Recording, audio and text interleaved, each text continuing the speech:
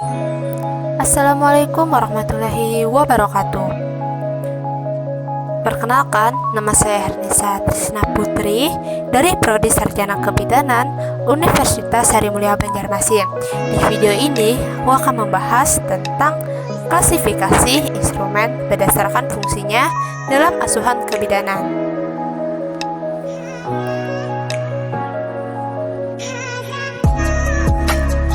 1. Pemeriksaan tanda-tanda vital. Pemeriksaan tanda-tanda vital merupakan salah satu metode pemeriksaan untuk mengetahui ada tidaknya gangguan pada fungsi tubuh dasar. Hal ini bertujuan untuk membantu dokter mendiagnosis suatu penyakit dan merencanakan perawatan medis yang tepat. Alat-alat yang digunakan dalam pemeriksaan tanda-tanda vital yaitu 1. Tensimeter. Tensimeter digunakan dalam pemeriksaan tanda-tanda vital yaitu untuk menentukan tekanan darah pasien atau mengukur denyut atau curah jantung pasien dalam memompa darah ke seluruh tubuh. 2. Stetoskop. Stetoskop digunakan dalam pemeriksaan tanda-tanda vital yaitu untuk pemeriksaan auskultasi, digunakan untuk pemeriksaan nafas dan detak jantung secara jelas. 3. Termometer. Termometer digunakan dalam pemeriksaan tanda-tanda vital yaitu untuk mengukur suhu tubuh pasien. 4. Jam detik. Pemeriksaan tanda-tanda vital ini digunakan untuk mengukur dan mencatat tanda-tanda vital pasien seperti kecepatan bernapas dan denyut nadi apikal. 2. Pemasangan infus.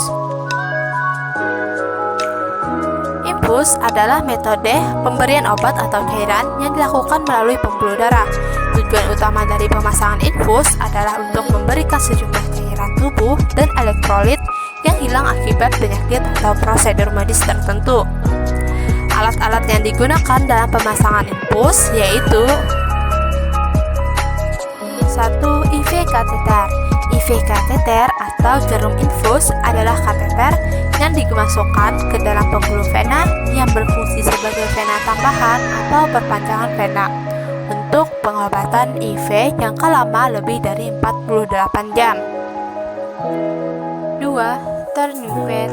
Tourniquet merupakan alat yang berfungsi dalam penekanan dan digunakan untuk pengontrolan sirkulasi vena dan arteri pada daerah pembedahan dalam jangka waktu tertentu. Dalam pemasangan infus, tourniquet berfungsi untuk mempermudah pemasangan infus. 3. Infus set.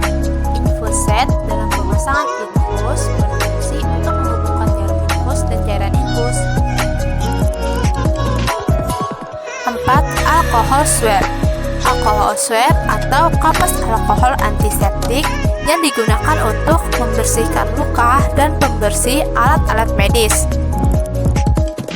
5. Plester digunakan untuk melindungi luka dari terbentur, rusak, atau kotor.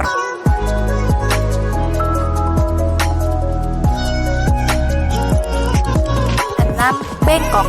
Fungsi dari bengkok adalah untuk membuang kapas bekas pakai, kasa kotor, pus atau nanah, darah, atau untuk meletakkan sementara peralatan yang kotor sebelum didekontaminasi.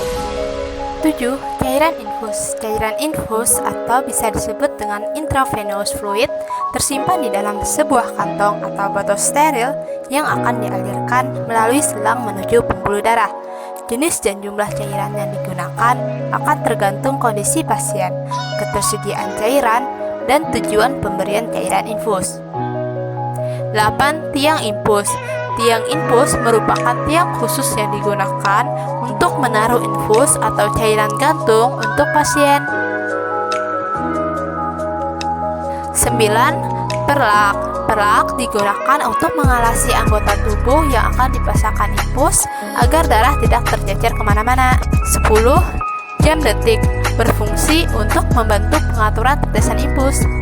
11. Venflon untuk membantu meminimalkan risiko percikan darah yang tidak terduga dan cedera akibat tertusuk jarum. 12. Three-way merupakan konektor infus infus khusus yang diperuntukkan bagi pasien yang memerlukan lebih dari satu cairan infus dalam waktu yang bersamaan. Demikian video tentang klasifikasi instrumen berdasarkan fungsinya dalam asuhan kebidanan.